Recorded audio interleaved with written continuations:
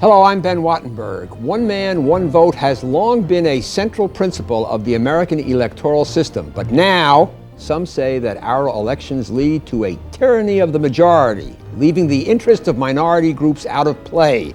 Is that so, and should we do something about it?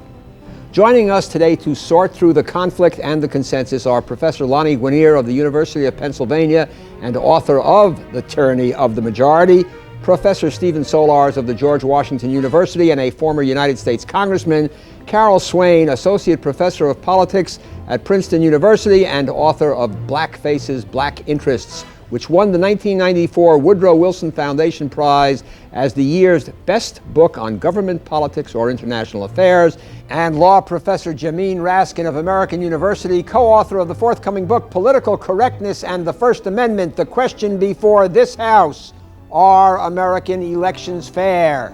This week on Think Tank.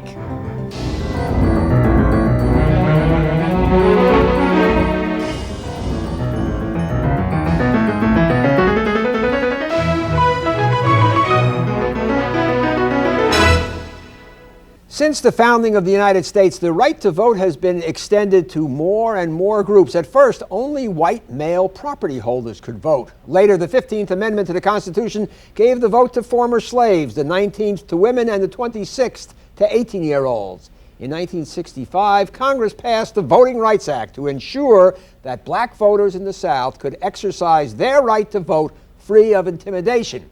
But today, some experts believe we should go further. And now a great argument rages.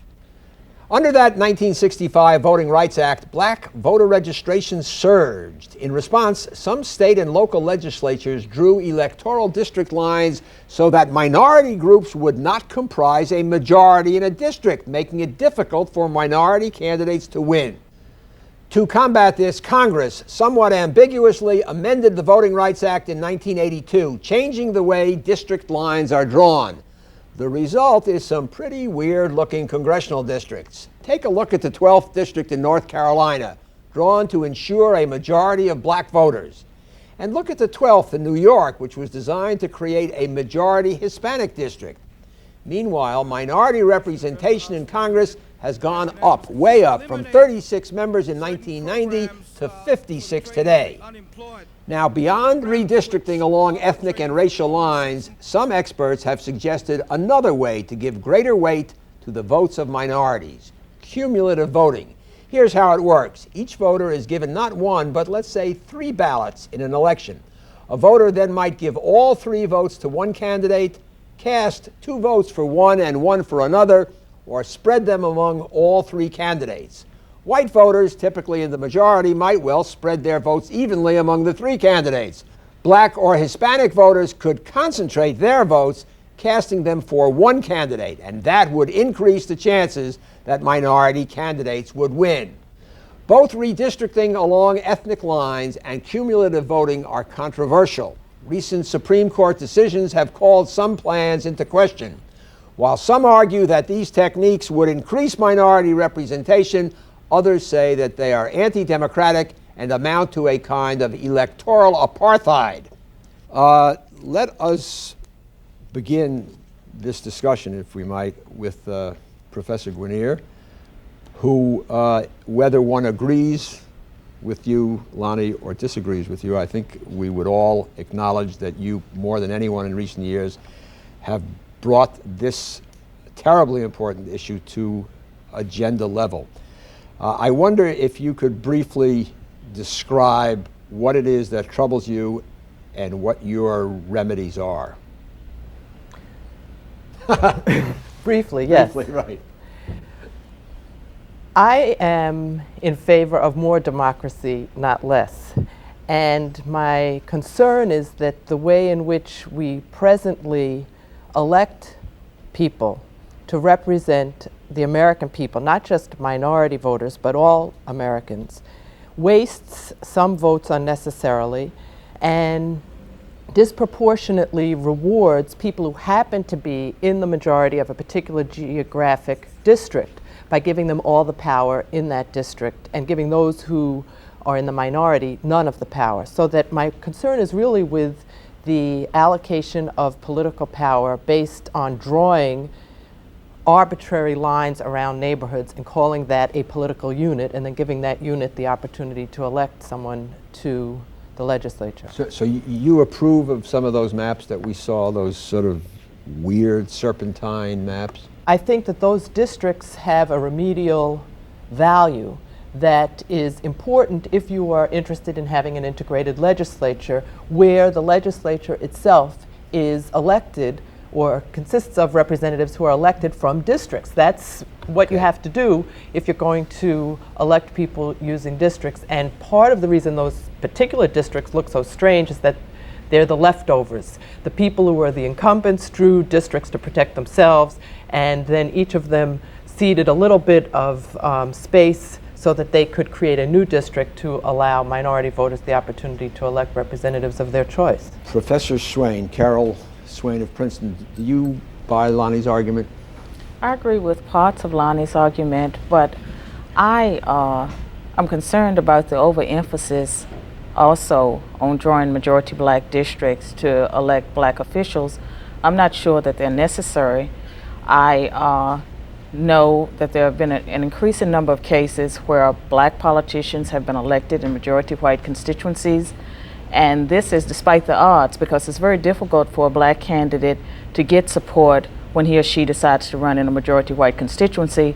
People don't believe that the candidate can win. It affects the levels of... Who would be some of those black candidates who have won in majority white districts? Well, some of the more obvious ones at the congressional level would be Alan Wheat, who was elected during the early 1980s in Kansas City, Missouri, from an 80% white district. Ron Dellums has represented a Berkeley area district for a number of years. If you look at majority white. That's majority white, and yet he's been reelected. And none of these blacks that I've named you would consider conservatives or sellouts of black interests. So that's one thing. I'm not so sure that you need the majority black constituencies to elect black politicians. Jamie? Well, the story of American history is the struggle for inclusion and empowerment. And I think there is no denying the fact that the Voting Rights Act of 1965 has led to much greater political participation and political representation by African Americans. The numbers of representatives in Congress have doubled in the last decade. It's not only in Congress, the number of black office holders since the 1964 Civil Rights Act has gone from a few hundred to about 8,000 or 9,000, I think. So there really has been a revolution in black office holding. Right. But the point is that you were asking Lani before, does she support those districts? And I would come out and say wholeheartedly, I support them. The fact of the matter is, there has never been a constitutional right to live in a perfect square district or a perfect triangle or a perfect circle. And in fact, the courts have repeatedly upheld the right of states to draw squiggly line, weird-looking districts for incumbent protection, for a Democrat to get elected to office, for a Republican to get elected to office. But suddenly, when it's done for the purpose of creating minority districts, then everybody gets upset about it. Stephen, wait, let me just get everybody in once. Stephen Solarz, what do you think? And perhaps you could tell us your own sad story as to why you are not in the Congress now, because it involves all of these things. I'm not in the Congress, Ben, because the New York legislature did to my district what Mr. Sykes and Mr. Pico did to the remnants of the Ottoman Empire in the Middle East after World War I. They eviscerated it and divided it up into 6 different pieces. And the reason they did it was not, I think, because they had anything against me, but because they believed they were under a constitutional and legislative mandate. The 1982 Act. To create a district in which Hispanics in New York, which had to include tens of thousands of Hispanics who weren't even citizens and therefore weren't entitled to vote, were entitled to have a district in which they were a majority. What made the situation even worse was that almost without exception, the Hispanic and minority leadership in New York took the position that I didn't even have a right to run in the district because I wasn't Hispanic. And of course, my position was that the voters of that district, the majority of whom were Hispanic, had the right to choose whomever they thought could best represent them, whether that person was Hispanic or not, because I categorically reject the notion that you have to be black in order to effectively represent blacks. You have to be white or Jewish in order to effectively represent whites or Jews. It is entirely possible, in fact, we see it every day in the Congress and state legislatures, in executive positions, for people of one race or one religion to effectively champion the cause of other races or religions. But I don't think that's really the issue. I don't think it's the race of the candidate. I think it's the choice of the voters. And the question is, do the voters have an unfettered choice to choose somebody to represent them that is going to articulate their interests as they see them?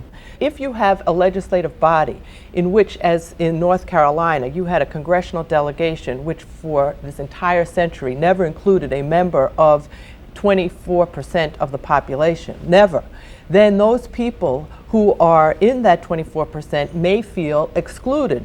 Not that they have to be represented by somebody who looks like them, but if they're never represented by somebody who looks like them, and if the evidence shows that given a choice, they prefer to have somebody who looks like them and who is going to aggressively advocate their interests in their perspective, it's about empowering their choice.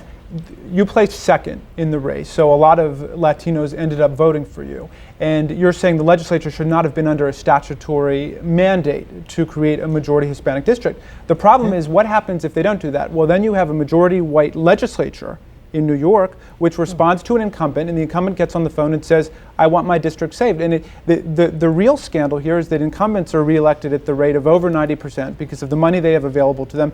And so I don't see why, if the system is rigged towards incumbent reelection, that we can't say that historically excluded groups should get the chance. Steve, hold on 1 minute. Carol, go ahead. I think it's important, if you have a non-minority incumbent who is responsive, that has maybe chairing a committee, that has seniority, that's responsive to minority interests, then I think minorities would have greater influence with the non-minority representative than a newly elected one. Another thing I think is important. Could I just respond just quickly to that point? I don't think it's for us to say whether minority voters are better off with one minority representative or with non-minority representatives. I think it's really, if we're talking about democracy, for those of us who care to give voters the opportunity to exercise their choice so that they can make that decision in the voting booth as to who best represents them. And indeed, if you look at the decisions that voters are making in the voting booth, unfortunately or fortunately, depending on your perspective, many voters are expressing a preference for somebody who looks like them. That's number one. Let Carol just pick Well, up it seems where to she me was. that the African American community, I think we would all agree that it has critical needs, and many of those needs have been represented according to black leaders, and I think the black population have been represented best by the Democratic Party. Clearly, things are not perfect, but if you can identify a set of interests, it seems to me that it's in the interest of minorities to have more votes in Congress of people who's going to support that agenda. But somebody could make the argument that blacks are better off if you have a very close competition between Democrats and Republicans, and then blacks are a swing vote. So it's not just about electing Democrats. It's about electing people who are going to represent your interests. We are talking about the interests of racial minorities. And I want to ask a question about what those interests are. When one reads the public opinion polls of blacks and Latinos, you find out that they are in favor of the death penalty. They want to end welfare. They're very tough on crime. They're in favor of prayer in schools. They're for term limits. They are for a lot of things that are very clearly regarded as conservative. And yet the Congressional Black Caucus, which with one exception of the Congressman Franks from Connecticut, is all Democratic, which purports to speak for black Democrats, is against all of those things.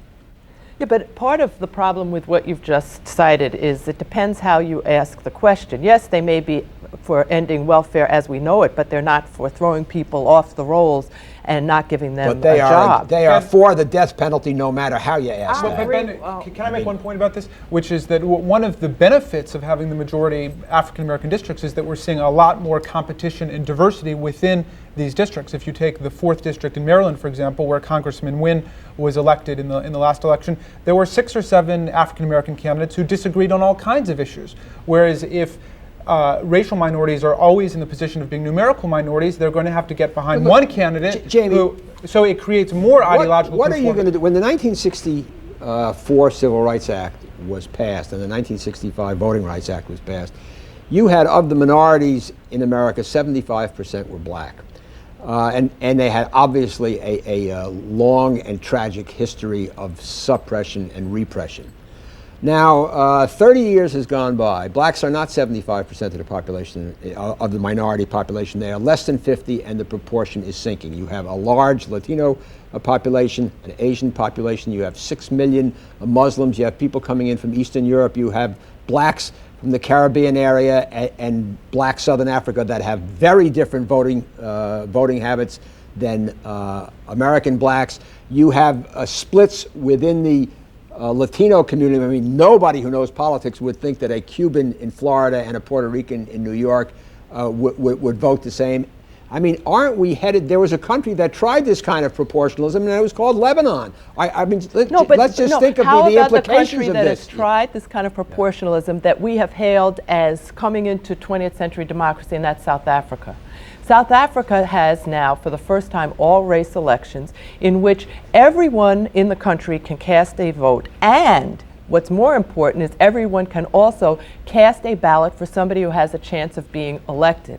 And what I'm advocating is not creating majority-minority districts or assuming a monolithic minority perspective per se, but assuring that every voter has the opportunity, whether they're white or black, whether they are Republican or Democrat, that they have an opportunity to cast a ballot for somebody who can get represented. That's a kind of proportionalism that really is not about race, it's about fairness. You seem to sort of single out race as the dominant factor in the American political system. And my sense is there are a multiplicity of interests.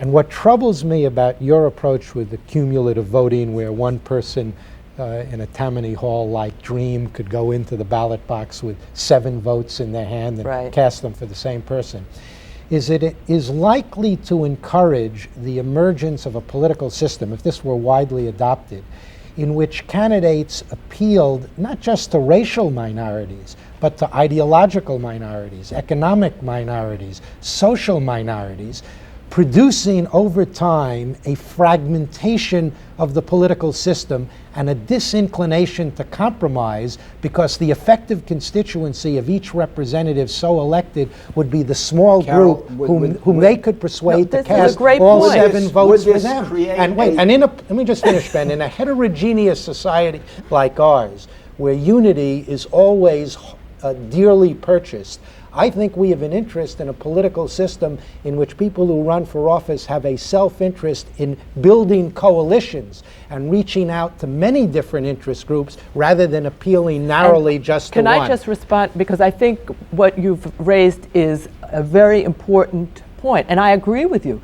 And the only difference is, at what point do you seek consensus? Do you seek it before the election, or do you seek it after the election? That's really the only point of difference. My claim is that you seek it after the election, that you give people the opportunity to have their differences recognized and respected. And once they feel that they are participants at the table, there is a greater incentive for them to compromise and to hear out other people, because they feel the initial respect. In your original articles, in the law reviews, you made the point that whites vote alike, harming blacks. Now, for those of us in Washington who have followed the careers of, say, Senator Edward Kennedy and Senator Jesse Helms, the idea that whites vote alike is preposterous. Well, no, but Ben, I never said that every single white person in this country votes the same, thinks the same, or acts the same. What I am saying is that the evidence suggests that given a choice, most whites in this country still, unfortunately, will vote for a same-race candidate rather than voting for a minority candidate. That's unfortunate. Let Carolyn. I think that that whites and blacks, they both may prefer members of their own group, and that in some cases people are using race as a cue for public policy views. But I also believe that voters are willing to make trade-offs in which they will support candidates of other racial groups if there are similarity in views and values, that type of thing. In North Carolina, 81.7% of the white voters would not vote for a black candidate even when their choice was to vote for no one. But they average. also elected Dan Blue, the Speaker of the House, who's that been was there in a small part of North Carolina there have been called other, Raleigh, where you the have mayor very of Chapel liberal, Hill in 1972 was an African American, but you're talking about liberal parts of the state. In Seattle and in a number of other places in Denver where you but do those not are the have exceptions. black You majority. can't define the rule by the Swain, exception. I think, is absolutely right. It is not without significance that right now a black man, Colin Powell, would be an entirely credible and viable candidate for the highest office in the land if he chose to run in either party. The fact that Doug Wilder was elected governor in Virginia, or Tom Bradley, mayor of Los Angeles, or David Dinkins, mayor of New York, or even the members of Congress you've pointed to, who blacks who represent majority white districts and whites who represent majority black districts, indicate that when when contests for political office achieve a level of visibility where voters are aware of the identity of the candidates and what they stand for and the issues in the race becomes far less relevant Jamie, than in these low visibility are we in danger? Let's just look at the big picture here. Are we in danger if we go down this road of balkanizing America? Professor Arthur Schlesinger, when this big debate about diversity and multiculturalism it came about, said that we're paying that there is too much pluribus and not enough unum going on in this country right now. I wonder. Well, when we have Justice O'Connor in Shaw versus Reno talking about political apartheid, but the district she was referring to in North Carolina is the most integrated district there's ever been in the history of North Carolina. 53% African American, 47% white. And white people have just got to get over this idea that we always have to be in the majority. But isn't there some, well, look, I mean, Jamie, blacks represent, demographically 12% of the country. And probably 10 or 11% of the voters. Right. So, by the natural roll of the dice, most districts, this is not some evil conspiracy. This is demography. Well, that's right, and there's not an evil conspiracy to create majority black districts. The fact of the matter is, because of history of residential segregation in this country, most blacks live in communities that are relatively contiguous.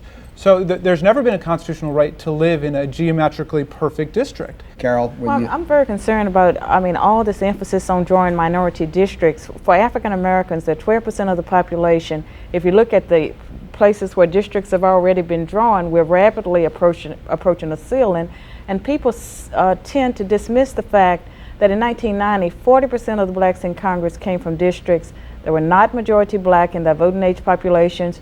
You look at the North Carolina districts, when you factor in turnout levels on election day and registration levels, those districts may not have majority black voting electorates.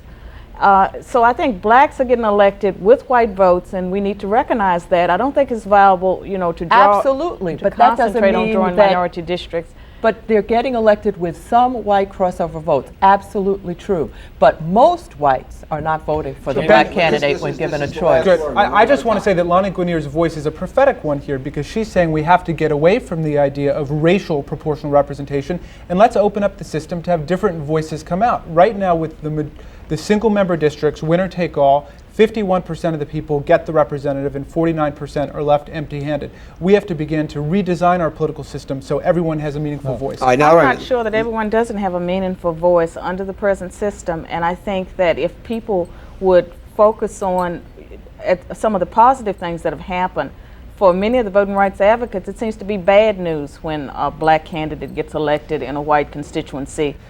There's an element of this which really we haven't talked about and which rarely gets discussed, but which I do think is relevant, and that is if you have, say, two districts in each of which 30% of the people are black, and in order to create a district more likely to elect a black, you create a new district in which now 60% of the people are black, you may have elected one more black member, say, of Congress, but it means that instead of having two members of Congress, both of whom, with 30% of their constituency being black, will almost necessarily be responsive to black concerns. Because believe me, having served in Congress for 18 years, the problem is not the tyranny of the majority.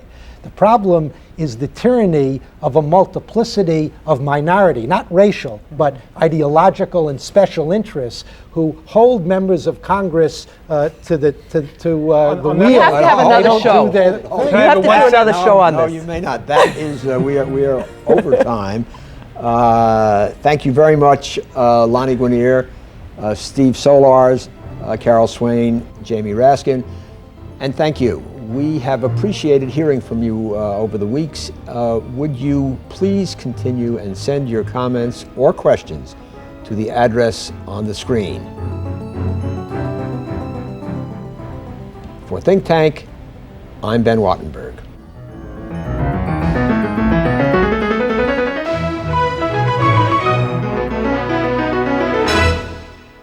This has been a production of BJW Incorporated in association with New River Media, which are solely responsible for its content.